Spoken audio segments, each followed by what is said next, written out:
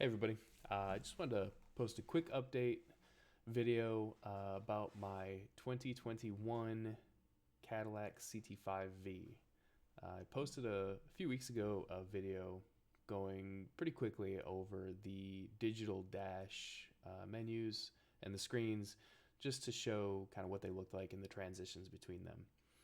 Um, Unfortunately, the day after I posted that video, I got a check engine light on, and the code was a P050D, which was a cold start on rough idle. I ended up taking the car into service where they checked it out, and it scanned as a injector misfire. They cleared out the code and said to just bring it back if the code came back. Well, a couple days goes by and the code did come back on. I got another check engine light, so I took it back into them. They kept it for a couple days so that they could run it in the mornings for a cold start and see if they could recreate the issue, which they did. They were able to. They just diagnosed it as a faulty injector for cylinder 5. The weird thing that the service manager told me is that they could only get it to misfire for about 8 seconds. So they just chalked it up to a faulty injector. They ordered the new injectors, and when they got it in, they were getting ready to put it in.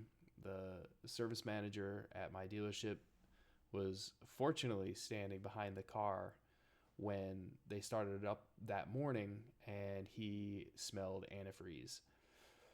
So they shut it down, pulled the manifold, and found that there was coolant sitting in cylinder number 5. So bad block.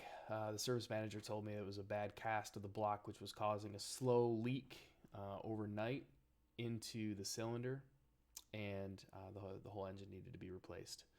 So as far as I know, it's not a widespread issue for the LGY.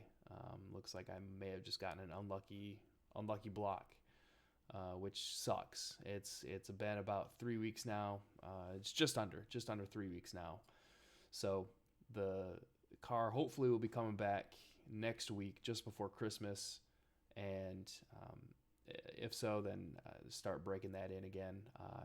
I mentioned in the comments, and I think I mentioned in the video, that once I got the car broken in, I would kind of run it through some polls to show what the different dashboards, digital dashes looked, going through the revs and whatnot. So once I do get the car back, we'll be posting up some content about the car, try and go over some of the differences between the 2020 and the 2021.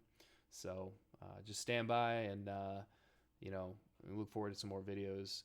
Go ahead and subscribe, and we'll get these videos up as soon as I get the car back, which hopefully doesn't take much longer. So I'm chomping at the bit to get this thing back. Absolutely loved it for the short week that I did, but it is what it is. At the end of the day, it's still a machine, and just roll with the punches as it goes. All right, see you later.